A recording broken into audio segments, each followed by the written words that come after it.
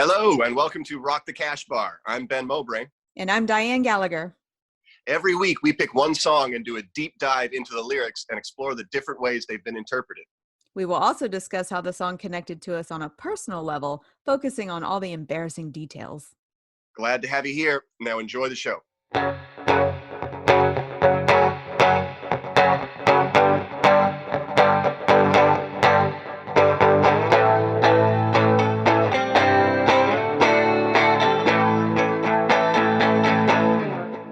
"'Twas brillig, and the slithy toves did gyre and gimble in the wabe. All mimsy were the borough groves, and the mome rats outgrabe." Finish it, Dianne. You know the poem. I do not. You don't know the poem? You don't know the Jabberwock? Well, I know it, but I don't have it memorized. We're definitely going into the Jabberwock. There's no reason to bring up the song that we're going to do right now, because if you know the Jabberwock, you know what we're getting into. But first, how are you? I'm good. How are you doing there? I'm having a good day today. How's your sanity level? Like, how would you describe the contents of your brain today? I'm at a very chill level today. We just kind of threw out the rules today. We didn't do any school. We woke up late.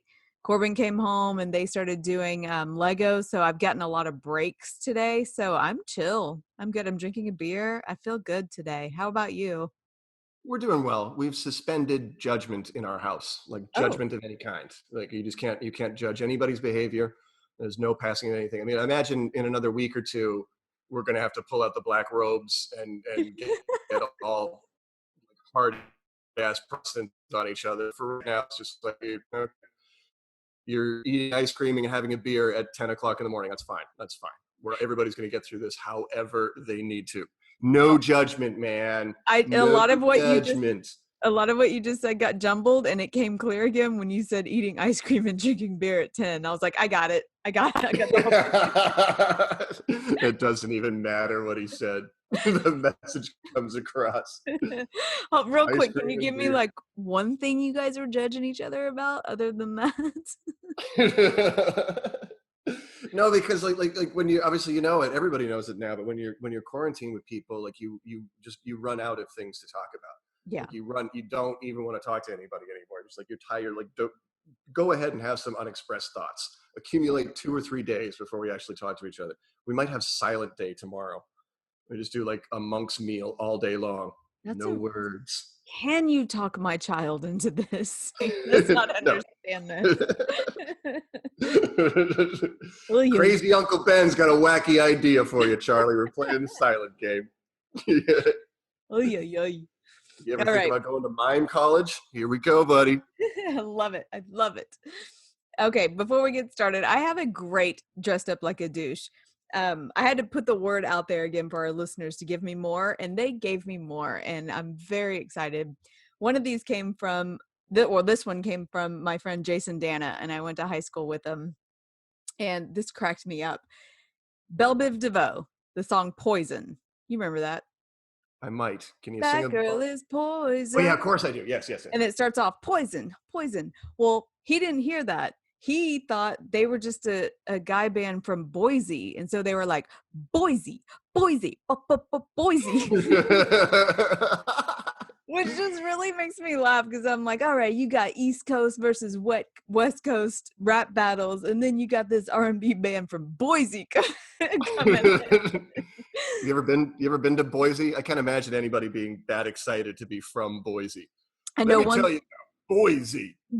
Let me tell you. Okay, here's what I know about Boise. And it was a story our friend Mike McCrae told me when he was working the road. He went to a Mexican restaurant in Boise, and they didn't put chips and salsa out on the table for free like they do here, which is standard. He had to ask for it, and they didn't bring chips and salsa. They brought chips and sausage gravy. Which is so fucked up. That's insane. Like, apparently no Mexican people have made it as far north as Idaho. I don't know. But neither have any Texans. It's so weird. I know guys that would burn a Mexican restaurant to the ground if they served you chips and flip a table. What is this, man? It's an insult to 10-gallon hats everywhere. What? Get a rope. Well, beware the Jabberwock, my son, the jaws that bite, the claws that catch. Beware the Jubjub bird and shun the frumious Bandersnatch. Have you shunned the frumious Bandersnatch? Yes, of course. All God's children need to shun the frumious Bandersnatch at their earliest possible convenience. Today, we're taking a dive down the rabbit hole. We're doing White Rabbit by Jefferson Airplane. Boom, boom, boom, boom, boom, boom, boom, boom, boom, boom, boom, boom. When was the last time you took acid or mushrooms, Diane? High school. High school? My mom listens to every one of these, and she's just finding that out for sure. I did acid one time, and I did it in high school, and I never did it again. And that's the truth, Mom. I'm not just saying that for you. It was awful. You had a bad trip? I had a bad trip. I did way too much. Yeah. Where were you? I was at a party, and it was New Year's, and the acid they gave me, it was really thick. It was on this like really thick, it almost felt like cardboard. And I took it, and then I had second thoughts about it, and I was scared, and I spit it out.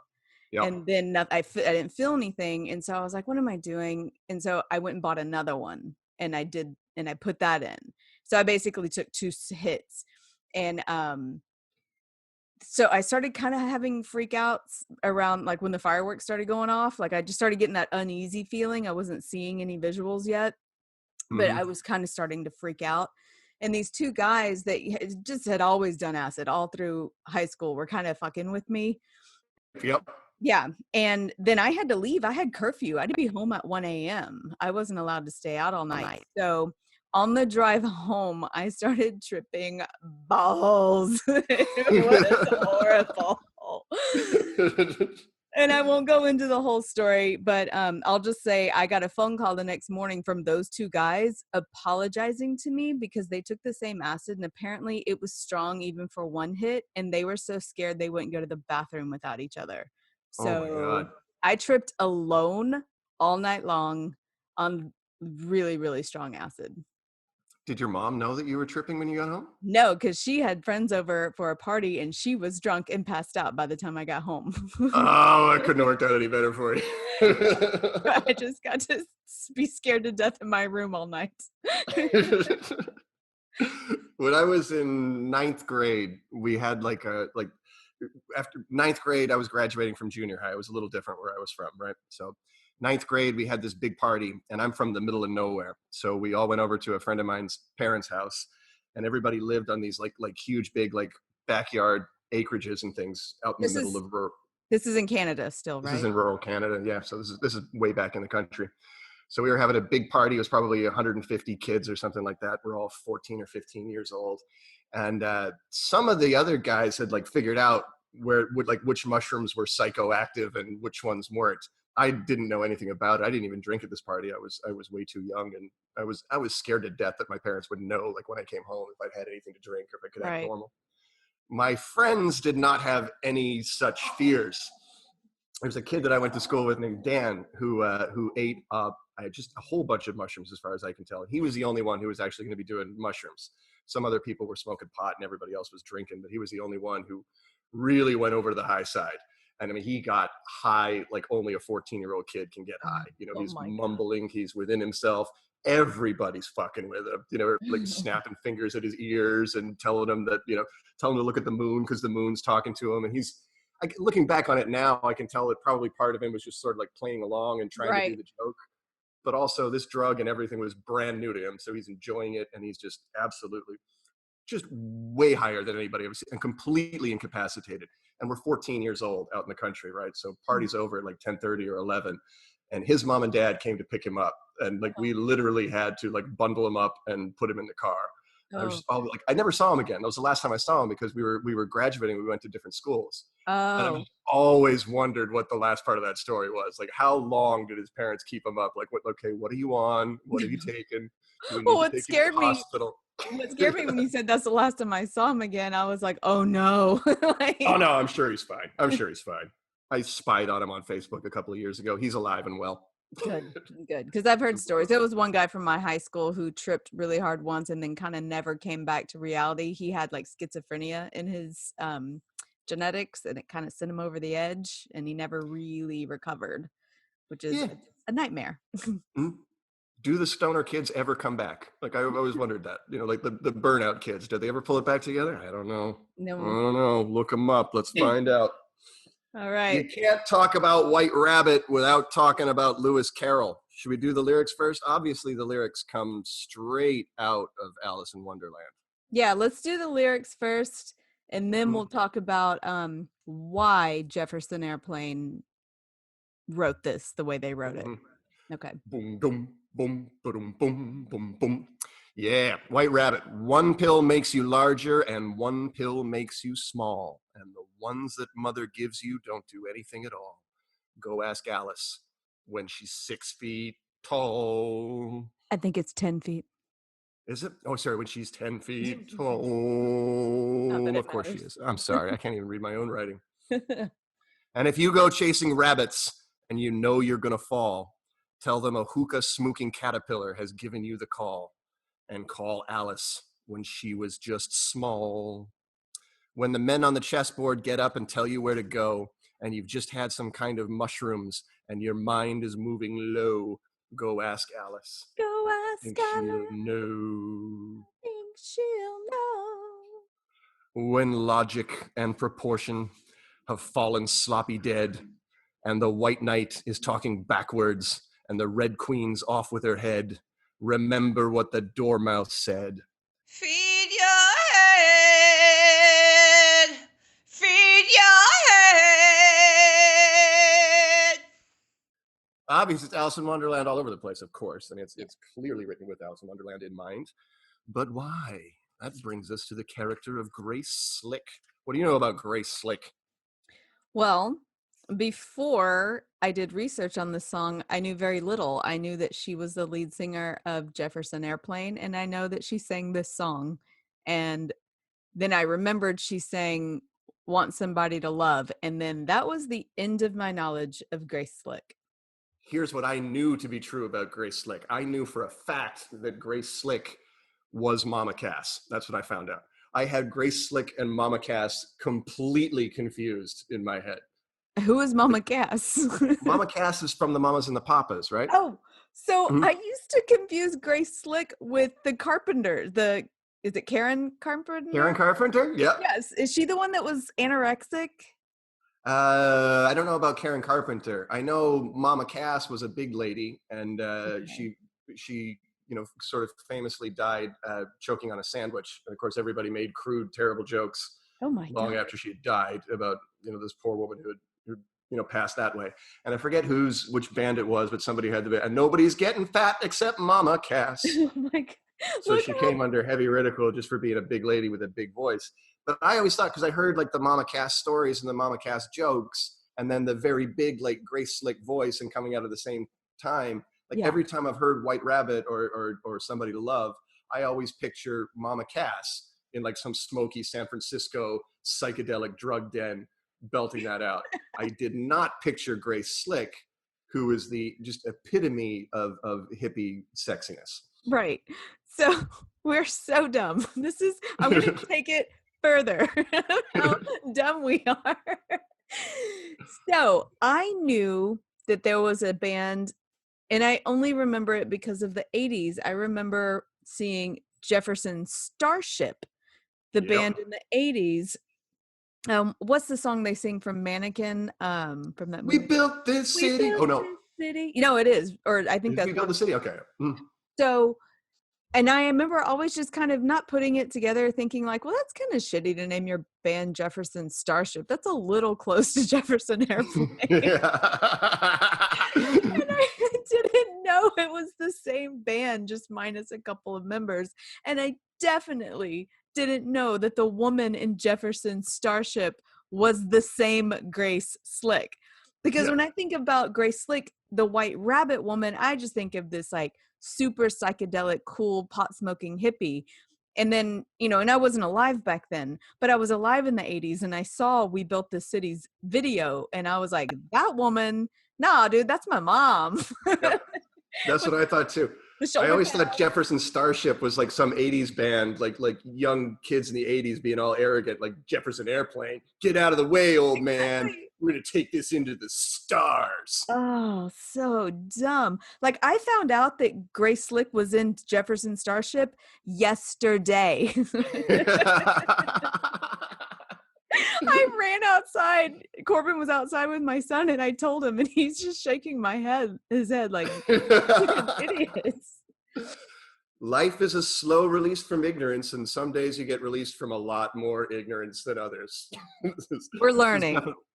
I am free of my ignorant Grace Slick cage now. I certainly don't know everything, but I think I know enough. I got a better handle on who she is and where she came from.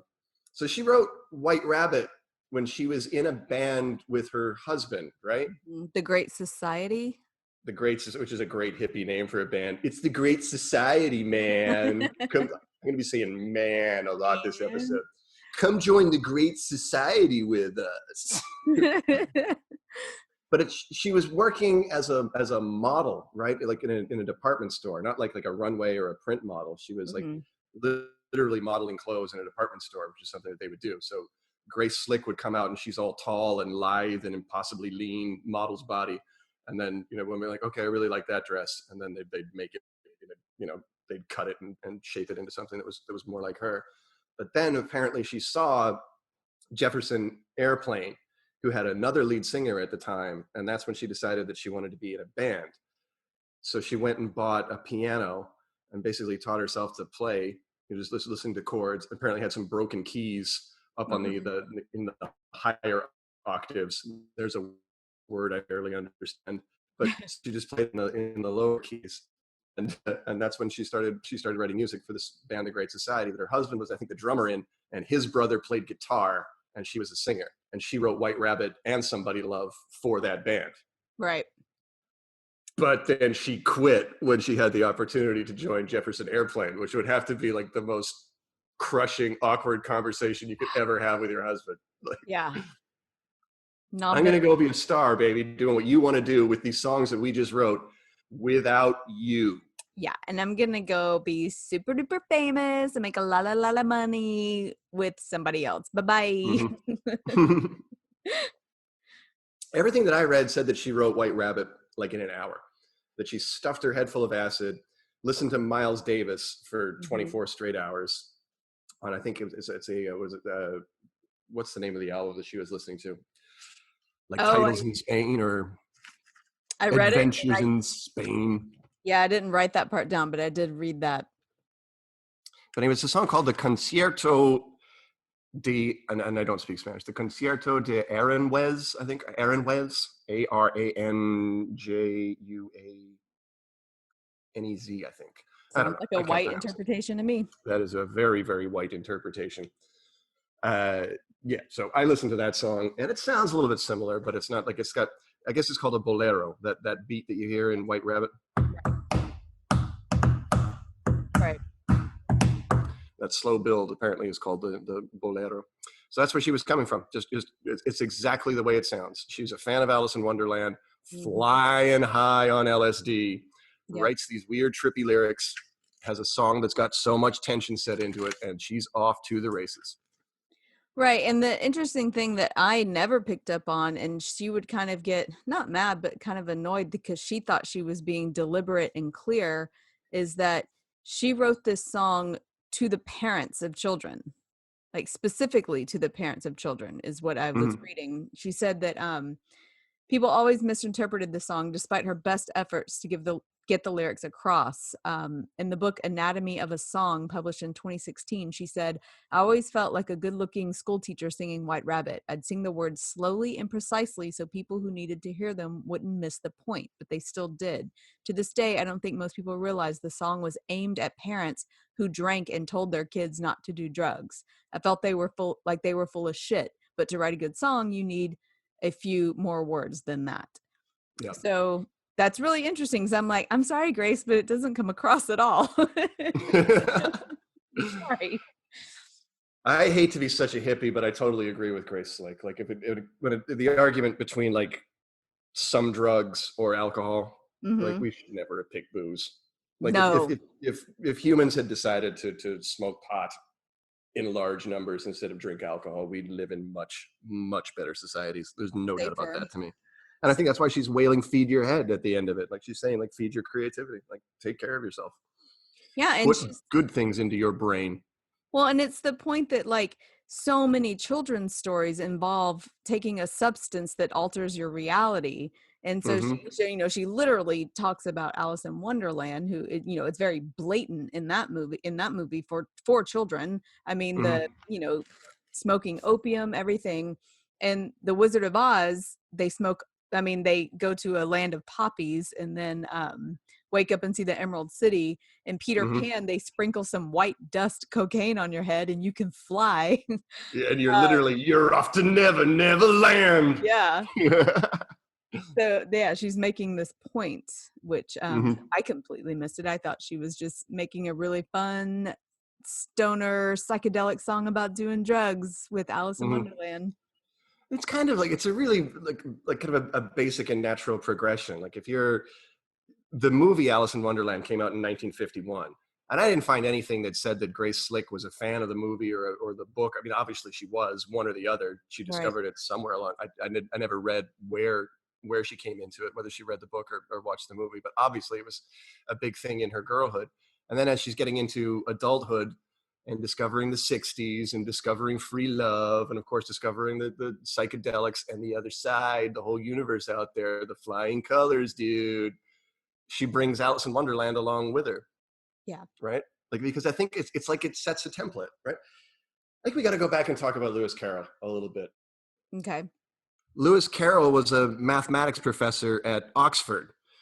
Not for nothing, that's where my mom and dad wanted me to go before my talents and efforts dashed those dreams, probably by the time I was 6.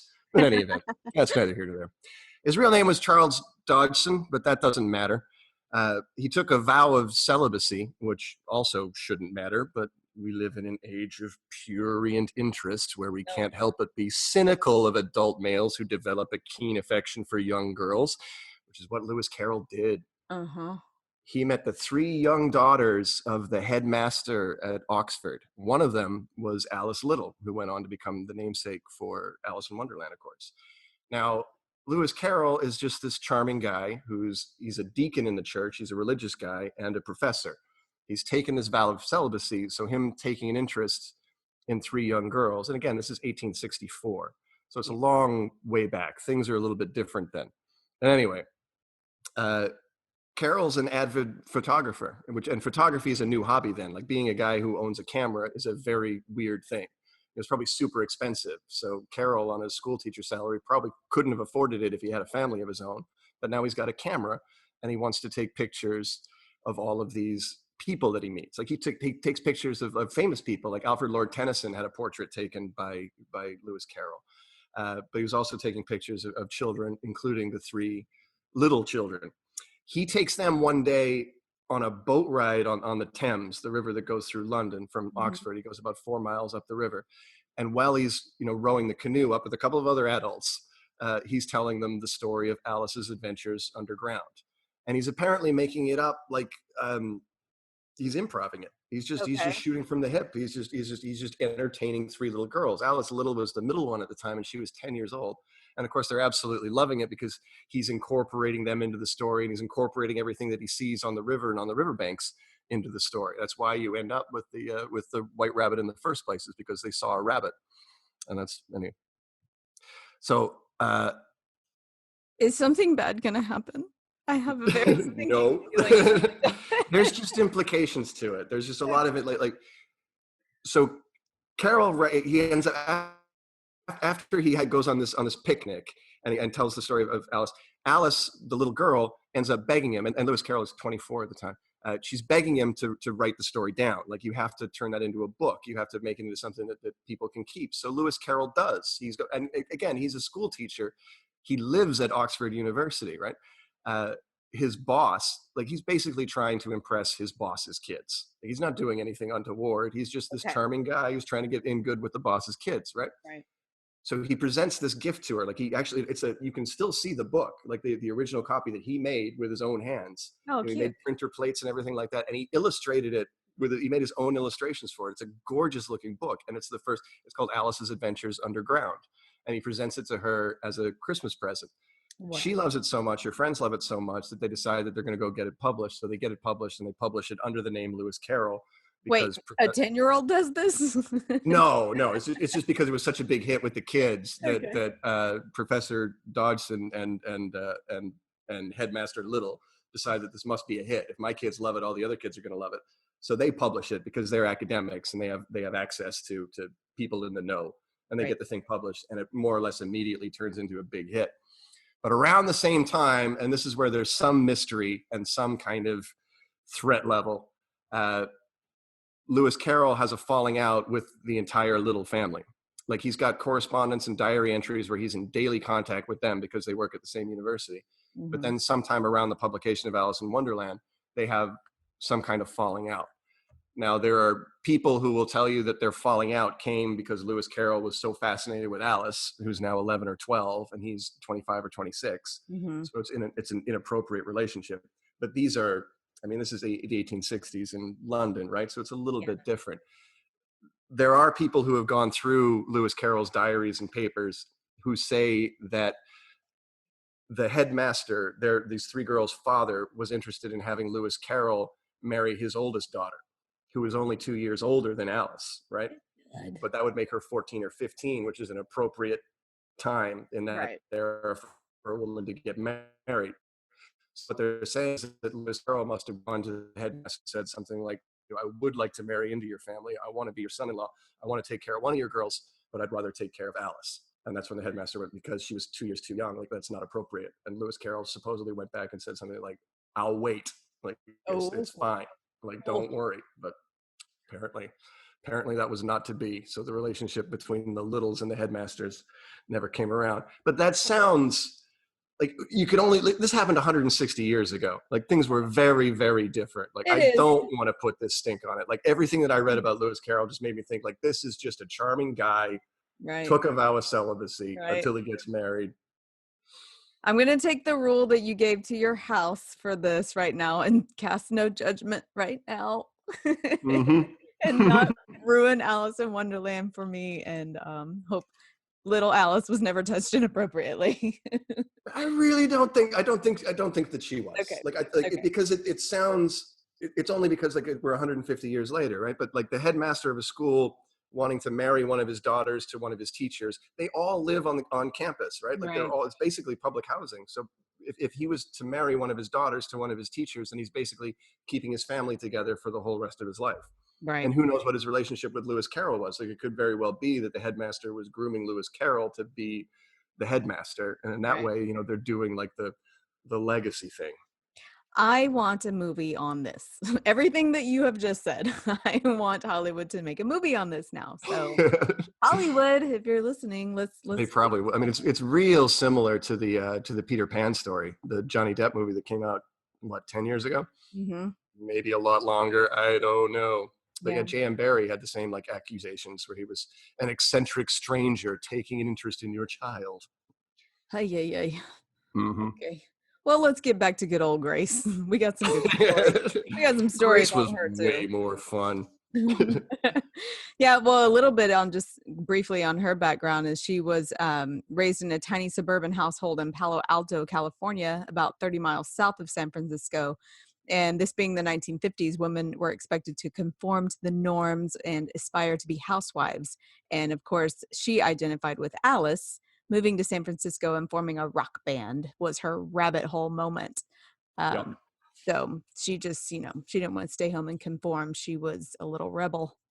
She picked a good time to be a little rebel because she comes out to San Francisco in the summer of love. Mm-hmm.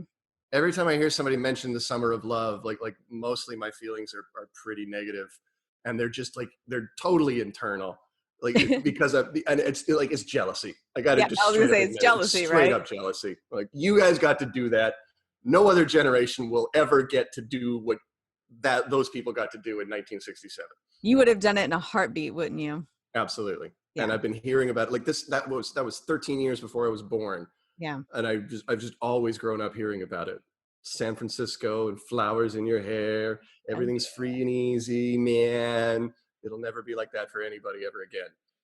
No, unfortunately, especially not after quarantine. You can reach it sometimes in quarantine. But I was thinking, like, because there's a bit of like generational warfare. Like, I try to stay out of the generation. Like people our age now are starting to like come in on the millennials. Like, Hmm. why are these people so weak and stupid? You're Like, right. what is it about people 20 years younger than me that makes me so much smarter and stronger than them? Like, I don't know. You stop and think about that for a second. Because it's probably, is it their names? That's always the stand-up joke, right? Like, little Aiden's never going to grow up to be tough. Like, come on, man. Right. I don't know. Or is it their participation trophies? No, it's that they're 20 years younger than you. It's that you're dying. They're in the prime. You hate that you're slowly swirling down that toilet bowl and they're in the bathroom putting on lipstick. Yeah. You're starting to smell funny and your habits are turning into problems. As soon as that hot girl didn't look twice at you, you're like, fuck them. Ooh, my Texas came out. Yeah. Fuck 'em. I try to stay out of the generational war, but I get thrown into it because I am kind of like, I don't mean to say it, but I am kind of tired of all the boomer stuff. Like, I'm just born sick of them. Like, I'm tired of having them in my head. But thinking about Alice in Wonderland and then thinking about hallucinogenic drugs, it made me mad all over again because like the Beatles and Jefferson Airplane and Pink Floyd, like it's like they map the unknown in their image. Do you know what I mean? Right. Like, you could take these drugs and you could go to these parties and you could go, your brain could do an infinite number of things, but they don't now because we're pre-programmed. Yes, Like, we're exactly. pre-programmed with White Rabbit. We're pre-programmed with Dark Side of the Moon. Like, Right. we can't do it. There's no exploring outer space anymore. It's been walled off. Yeah, I mean, with the Pink Floyd's The Wall, like literally. I mean, you did drugs. I mean, even in my high school in the 90s, you did drugs and you watched Pink Floyd's The Wall. You watched the whole movie. I mean, they just laid it out for you. Yep. The hippies built a wall around the great beyond and they're not letting anybody else in. It's always kind of made me a little mad. I don't know why. That's probably totally irrational, but I'm an irrational person. Well, there's new drugs that I'm too old to try. I mean, you got the ayahuasca and the DMT and all that stuff. So I don't know. I guess the new people are kind of doing their own trip, I'll whatever. probably never do it. I had a friend of mine that went to Costa Rica and did an ayahuasca ceremony. Yeah. Which sounds like it would just drive me crazy. Like, she was describing it to me. It's like, first of all, it's really expensive, but then they've made it like entirely ceremonial, where like they won't give you ayahuasca unless you agree to go with an ayahuasca guide. Right. Which I would never allow myself to do. Like, I'm not going to meet some old hippie and just be like, okay, yeah, you tell me what to do with my mind once it's been flayed open by drugs. No, thank you. Yeah, I know. You do your hallucinogenics in a place where you feel safe around people who care about you. Yes, you people who actually know you. Mm-hmm. Yes. There's absolutely no reason to get out of your comfort zone. Yeah, I'm not down with it. We have a very close personal friend of ours who did something similar to that, and I'm sure he will text you after he listens to this episode. I have no doubt that he will. We're talking about the same guy, like, who throws the get out of your comfort zone weekend party every year, or tries to do it every year. Yes. Like, okay, this is how much you've ever. Okay, you're going to take 3 times that amount. Yeah.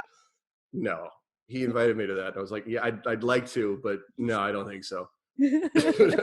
My husband went and stayed cautious with the amount that he took.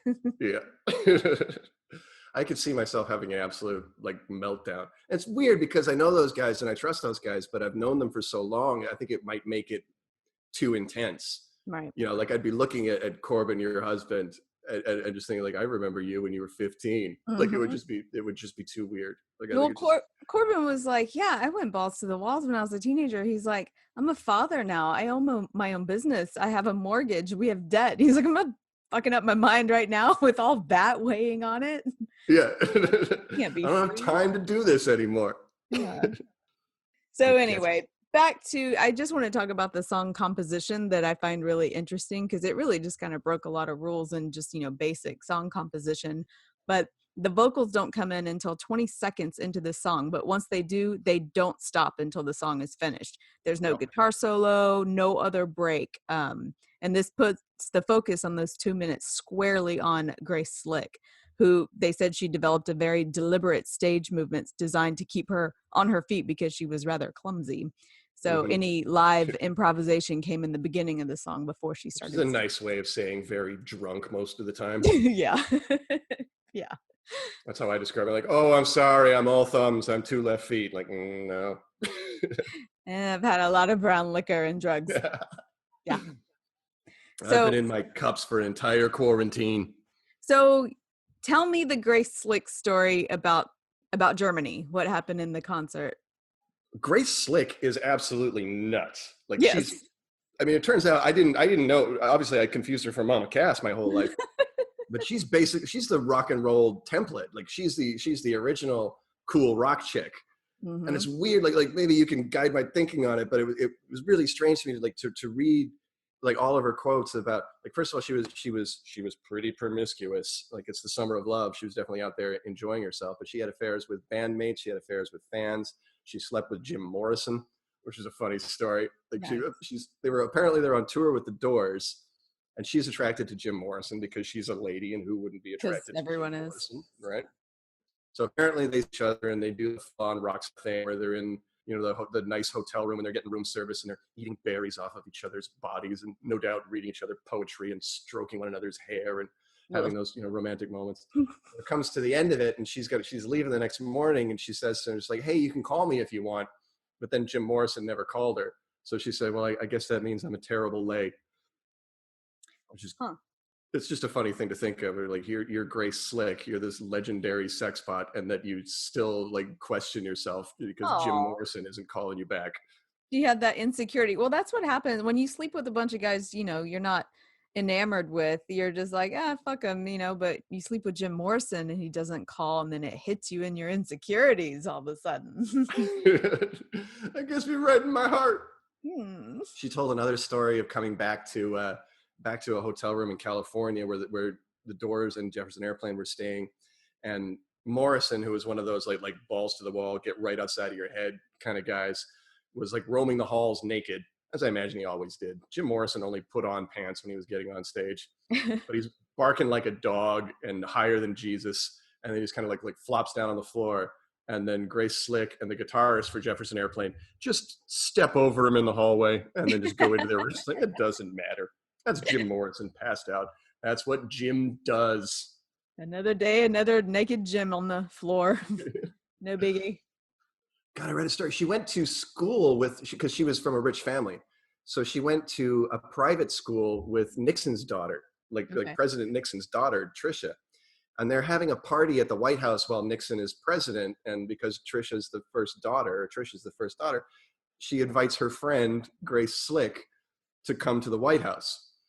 Now, this is, I think this would be, obviously it's Nixon presidency, so this has got to be in the 70s by now, late 60s or 70s. So Grace Slick is Grace Slick at this point. So she gets the invite and she gets accepted, right? So as her life is like Forrest Gump. Like, she has all crazy, I know. Okay, sorry, keep going. Met the president again. I wasn't hungry, but my mind was thirsty. I must have taken about 27 hits of acid. This is where, like, I only read this story from one source, and I kind of doubt it, but I want it to be true. Grace Slick shows up at the White House with Abby Hoffman, the demonstrator, the protester, right? And the Secret Service are going to let Grace Slick in because she's friends with Trish Nixon, but they're not going to let Abby Hoffman in because, according to the article I read, he's really high on the CIA's most wanted list. Like, I'm high on everything, man. I'm high on drugs. I'm high in the universe. I'm high on the CIA's most wanted list. Oh, that's great. That's a good. Like, I want it to be true, but it can't be true because there's no way. Like, can you imagine like Grace Slick showing up in her evening wear, and Abby Hoffman probably put on you got to put on a tux if you're going to a White House thing. Right. But then the Secret Service guys are like, oh no, we can't let you in because the CIA wants to arrest you. And they just turn away. Instead, like, no, I'm pretty sure the Secret Service would take you in on the CIA's behalf. Yeah, either way. Exactly. I forgot to mention, probably because it's needless to say, Grace Slick and Abby Hoffman were only going there because they planned to dose Richard Nixon's martini with LSD. Amazing. Would have been great. Oh, I wish Would somebody have been would do great. that to our current president. Not sure Nixon would have noticed. I'm not sure Trump would either. He would just think it's a stroke of genius. He would think the same thing that we all do the first time that we do hallucinogenics. Just like, Exactly. I've seen it. I know the truth now. It might I've actually, he might actually start talking some sense. Hey guys, I've looked into the center of the universe, and it's about time that if America is going to lead the world, it has to lead it. Can't separate from it. Like, whoa, cool, Oh Trump. my Jesus, we've turned a corner. Then the man comes around. Hold on, we didn't get to Germany. I asked what happened in Germany. Oh, this is wild. So it's the later days of Jefferson Airplane. This is like 1978. So all of the hippie dreams have come crashing down. It's all covered in Fear and Loathing in Las Vegas, which also contains White Rabbit, no doubt. But it's the other side of that generational epoch where all the hippie free love and everything like that turned into the 70s cocaine and not so free fucking. And everybody sort of coming on the other side of that. We talked about it a little bit with David Bowie going through his drug addictions. So it's 78. Grace Slick has been one of the most famous people on the planet for over a decade. An Airplane's been touring more or less constantly. She's been doing drugs. She gets to Hamburg, Germany, where she's doing a show, and she dresses up in the Heidi costume, right? Like the Bavarian mountain girl, sort of like the St. Pauli girl outfit. Is that yeah. Yeah. And she's drunk and high, and for whatever reason, probably maybe she forgot where she was or what, but she starts doing like Nazi goose stepping and Heil Hitler salutes, and then she starts like doing like the ugly American abroad thing, where it's like, we won the war, what the fuck's up with that? Like that, like that's not the sort of hippie behavior we'd expect now. Like my drunk uncle in Leader. Exactly. The hippie train's come a long way, even since 78. It's hard to imagine like the free love hippies, but they really did have a thing for Nazi paraphernalia because that was rebellious. Like that was a thing. Yeah. Like the Hells Angels wore like swastikas and stuff like that because it was their way of like telling their dad's generation, like, we don't care who you fought. Whatever. Right. Anyway, the Germans in Hamburg did not take kindly to this. No. So they rushed the stage Guns N' Roses style and ran Jefferson, because Jefferson Airplane's still just a bunch of hippies, man. Right. So they flee the stage. The Germans throw all of their equipment into a nearby river. Oh, and that's the end of Grace Slick and Jefferson Airplane. They played a festival the next week without her. Rock and roll. That's awesome. Oh, how fun. How fun was her life? My gosh, and how little I knew about it until yesterday. She helped organize Altamont, the famous end of the 60s Rolling Stones concert in San Francisco. Jefferson Airplane is in London. They're playing England. And Mick Jagger invites Grace Slick over to his Chelsea abode, this fancy Mick Jagger place. And Grace Slick says, I thought he was inviting us over for an orgy. And this is really funny. He goes, I'm not good at orgies because I'm not a great multitasker. That's made that same argument. Oh my God. Like I said, like, no, I'm not going to put that kind of pressure on myself. Like I barely can focus on one. No, I don't want anything to do with it either. It's going to give me a headache. But she said that Mick was just like a total gentleman. Like he's in his 3-piece suit or whatever. And he serves him tea, like no liquor, no drugs or anything like that. And they talk about Altamont and what he wants out of Altamont. He wants it to be like the response to Woodstock and all that stuff. Okay. So the Airplane agreed to be the supporting group. So it's Jefferson Airplane and then the Rolling Stones. So the Airplane are apparently on stage as things are starting to go south because the Rolling Stones had hired the Hells Angels to run security at this concert, which obviously was a recipe for disaster. And apparently at one point, the Hells Angels rushed the stage and beat up this guy, Marty Balin, who's the co-lead singer of Jefferson Airplane with pool cues. Jesus. Just knocked him right out. That was the end of their set. Jefferson Airplane takes the helicopter out of there, and then the Rolling Stones go on, and what happens, man. Summer love's over. Well, it just makes me laugh at the idea of what she thought this meeting was going to be. As soon as he starts serving tea and talking about this, she just like kind of scoots her dildo away and pulls out pulls out her clipboard, like, okay, never mind. I'm going to organize an event. It's like, oh, we're having Earl Grey. I'll just put my panties back on then. This isn't a ball gag. No, this is a dog toy. How did this get here?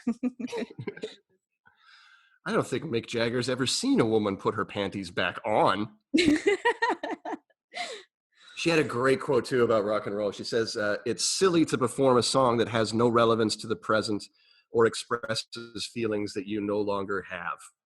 Because she retired, I think, in 1978, and she only sang, a couple of times. Well, she did with her work with Jefferson Starship. Right. But apparently live performances and stuff like that sort of ceased because she says that singing rock and roll when you're in your 50s just makes you look ridiculous, which is probably true. Yeah, I mean, come on. We've talked about how much I love Robert Smith and The Cure, but seeing him on stage after 45, I was like, oh, I'm not into this anymore. Yeah, it's time to stop. It's time to pack it in. Give it up for the next people who are coming around. She said, I wrote a few good, like later on in life, there was a great big long article on her, and I think it was like the Wall Street Journal or some weird place like that. But she said the closing quote was just like, I wrote a couple of good songs and I never bounced a check in my whole life. All right. That's the way you do it, Grace Slick. Forrest Gump.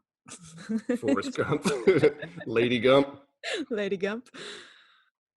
Did you ever read or watch the movie Go Ask Alice? No, I never did.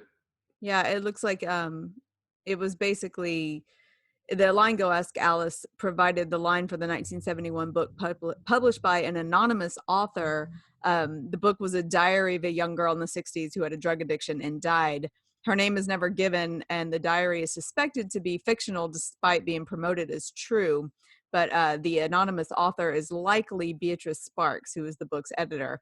And then a movie came out in 1973 with a 15-year-old girl in the late 60s sucked into this odyssey of sex and drugs and eventually seeks help. And William Shatner and Andy Griffith are in it. So I kind of want to go see it now. Yeah, I want to see that. That's 1973? Yeah. I think I remember, I may have actually seen it because I recognized the name Go Ask Alice. But if I did, I saw it when I was in high school and I've completely forgotten it. Is it a dark turn for both Shatner and Griffith? I don't know. I really want to see and find out. Because that's like peak Captain Kirk and peak the Andy Griffith Show. Yeah. Or just past it. Like, it's got to be. Oh. Someone's going to hit up Netflix or Amazon Prime tonight and check it out. Mm-hmm. Should have done it before before we recorded this. Well, are we done with White Rabbit? I think so. Thank you, Grace. God love you. I want to tell the listeners what we have decided about the composition or the structure of this show now that we have a Patreon page. So we're going to have episodes every Monday and Thursday. The episodes that come out on Monday are songs that Ben and I chose to do. The episodes that come out on Thursdays are songs that our Patreon members are going to vote on. So today's song was actually voted by our single Patreon member that we I put up 3 songs and he picked this one and he won. So you can thank Robin for the song we did today. But what we're nice work, Robin. Hold down the fort in there on your own. We're going to get you some more people in there as quick as we can.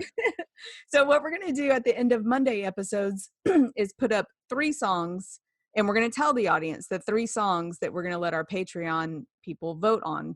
And so, hopefully somebody will hear one of the 3 and be like, I really want to hear this one. So you have to become a Patreon member to vote. Get in there and subscribe. Yeah, it'll be fun. All right, Ben, do you have a guilty pleasure song? Guilty pleasures.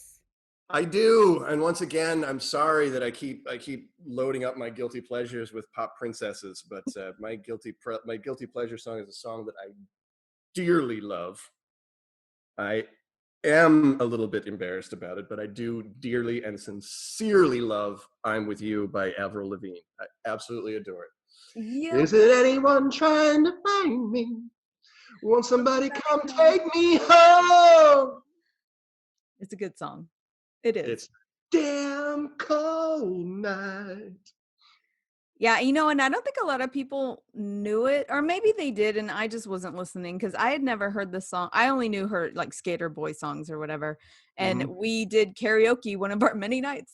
People were gonna be like, "My God, how much karaoke did you do with this person?" A lot. And Ben sang it, and I was like, "What is this song?" And you told me it was Avril Lavigne. I was like, "What? Why do you know that?" Because I have the soul of a 15-year-old girl. It lives in my heart. I'm keeping it safe. When you listen to the lyrics of that song, that song was above her. That song shouldn't have been sang by a young girl. That's a very good song. It really is. It really, really is. One of my favorite Avril Lavigne jokes was sorry, it's kind of a long time. Stephen Colbert was doing a Christmas special, and he had Elvis Costello on as a guest. And so he goes, "I'd like to introduce you to my friend, Elvis Costello. Some of my younger listeners might not know who Elvis Costello is. You could think of him as kind of an older English Avril Lavigne. But instead of writing songs about cute little skater boys, he writes songs about people dying in shipyards." So no Elvis connection Costello. at all, if you're getting my drift. It's great. Well, I really like that song. People, if you've never heard it, go listen to "I'm With You" by Avril Lavigne. It's actually very, very good. What's your guilty pleasure? Okay, mine's crazy, but it has a cute story. So I don't know, Ben, you don't have children, but you are alive. Are you aware of the song "Baby Shark Doo Doo Doo Doo Doo Doo"? Baby Shark Doo Doo Doo Doo Doo. I'm only aware that all of my friends who have kids are really annoyed by it. So when my son was a toddler, this song apparently it's like an old song. It was out like maybe when I was a kid, but when my son was like a baby and toddler, it hadn't resurfaced, so I didn't know it. But when he was around 4 or 5, it resurfaced, and every kid was singing it. And it eventually came to our ears, and it's very, very catchy and it's very cute. But my reason for loving this song is Gerardo Parra, the pinch hitter for the Washington Nationals, started using that song as his walk-up music as a nod to his 2-year-old daughter, Aaliyah, who loved the song, which is so cute because, baseball players, they don't get to spend time with their families. They're out on the road. And so you're trying to make just some kind of connection to your children. And that is, to me, it's the sweetest thing. And so I'll make a long story short, but it took off. Like, I don't know if you've watched a lot of baseball last season, but it quickly became like a stadium favorite. And so he's a pinch hitter. He doesn't hit in the lineup every round. So people would have to wait for him to hit. And it became like this unifying moment for the fans. Like eventually everybody was dressing up in a shark costumes, and the entire audience, the entire crowd would stand up and do the baby shark dance when he was coming up. I mean, so many, like, it would bring tears to my eyes every time, because I'm just thinking about like how cool for his little daughter, like how exciting for her. And I'll just say, Dave London, the Nationals vice president of production and broadcasting, who's been with the team for like 15 years or 13 years, he attended Steven Strasburg's 14 strikeout debut in 2010 and Jason Worth's walk-off home run in Game 4 of the NL Division Series 2 years later. And he says that when the fans sing Baby Shark, it's the loudest he's ever heard the Nationals park. Wow. So yeah, he said everyone does it. It just became a really special moment. And I think Gerardo Parra's daughter is going to remember that forever, because it was all for her, which is so sweet to me. That's a baseball life. Guilty pleasures. Yeah. If I couldn't be a bartender, I'd definitely be a utility infielder. That's a fact. That's a fact, Jack. I'm just slightly better at making drinks than I am at fielding ground balls. Well, I loved it. Feed your head. Vogue. That's a wrap on this week's episode of Rock the Cash Bar. Tune in every Monday to find out the new song of the week. Send us an email at rockthecashbarpodcast@gmail.com and tell us your personal misheard lyrics so we can read them on the podcast. You can also reach us at Twitter and Instagram at rockthecashbarpodcast. Please rate, review, and subscribe on Apple Podcast or wherever this podcast was downloaded.